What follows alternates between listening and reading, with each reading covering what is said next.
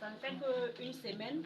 Je me rappelle, j'ai pris ça avec mes frères et mon petit frère et ma petite soeur. Et j'étais là aussi dimanche passé. Dadja avait parlé ici. Quand je te voyais comme un arbre sec et je te vois fleurir. Et Dieu a fait cela dans ma vie parce que l'autre jour, c'était je pense que jeudi. Maman m'a appelé, elle me dit, ma fille, pourquoi tu ne déposes pas les dossiers? Je dis quel dossier? Parce que j'ai fait en santé, je suis IDE et je suis en stage de perfectionnement dans un centre.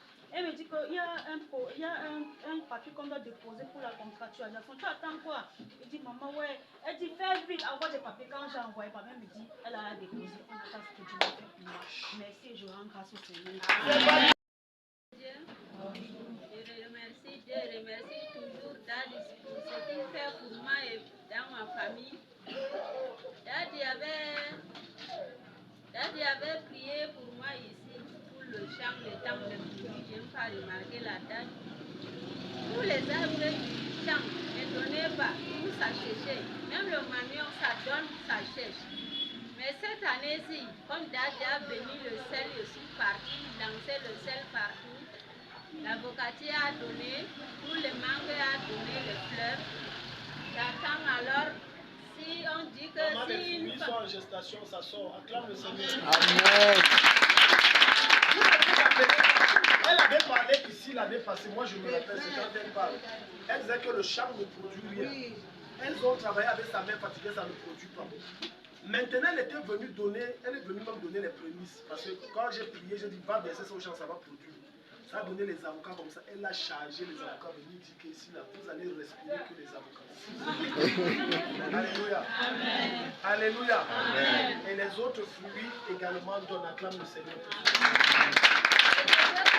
Continue à prier. On dit que si une femme est enceinte, ne soit pas contente pour voir d'abord l'enfant. Je vois les fleurs, j'attends que les fruits. Maintenant, ça tombe, tout ça reste le feuille. Je remercie Daddy. Et comme j'ai réservé le reste d'avocats que ça mûrit, la propriété du champ est venue après moi cueillir leur part. J'ai parti avec. Je remercie Dieu. Et comme toute la semaine d'abord, je reste là, je sens une odeur amère qui sortait de ma bouche et les narines. Même jusqu'à maintenant, je sens l'odeur là.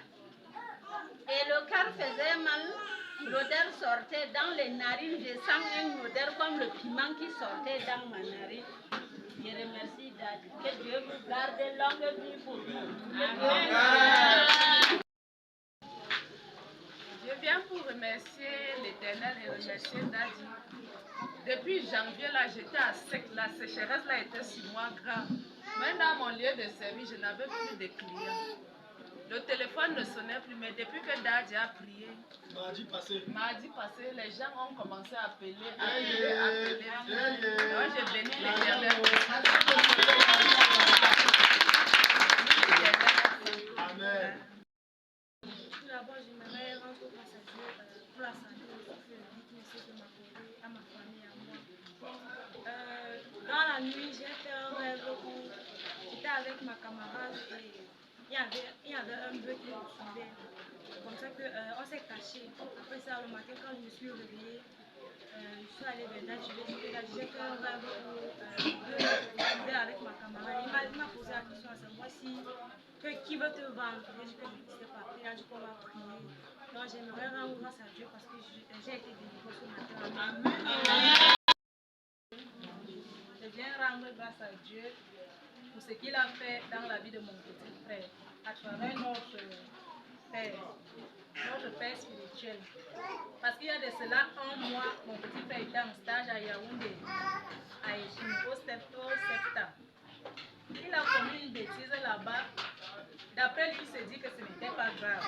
Mais devant Satan, c'était grave. Il nous a appelés, il nous dit, je suis en danger ici, je suis en danger. On demande qu'il y a encore eu quoi là-bas.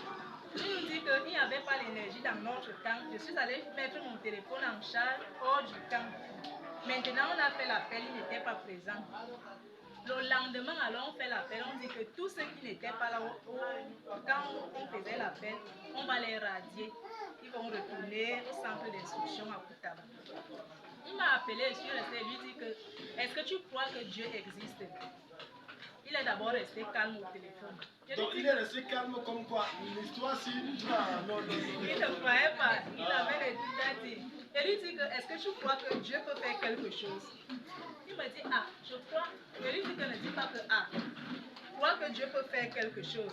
Il me dit au niveau où moi je suis là, que je vois les choses tourner là. Et lui dit que Dieu fera quelque chose pour toi et tu vas croire à ce Dieu. Je suis arrivée ici le mardi là, j'avais contacté Daddy, je lui avais expliqué, il a prié pour lui, me dit va, Dieu fera grâce pour ton petit frère et tu viendras témoigner. J'avais répondu Amen. Je suis partie, je lui dis que j'ai contacté l'homme de Dieu, il a prié pour toi, tout va bien. Il n'a rien dit, il est resté. Le lendemain matin, il m'appelle le matin là, il me dit tout va bien. On ne me fait plus rentrer à Koutaba. J'ai fini mon stage ici à Yaoundé. On part à Douala le 23 février.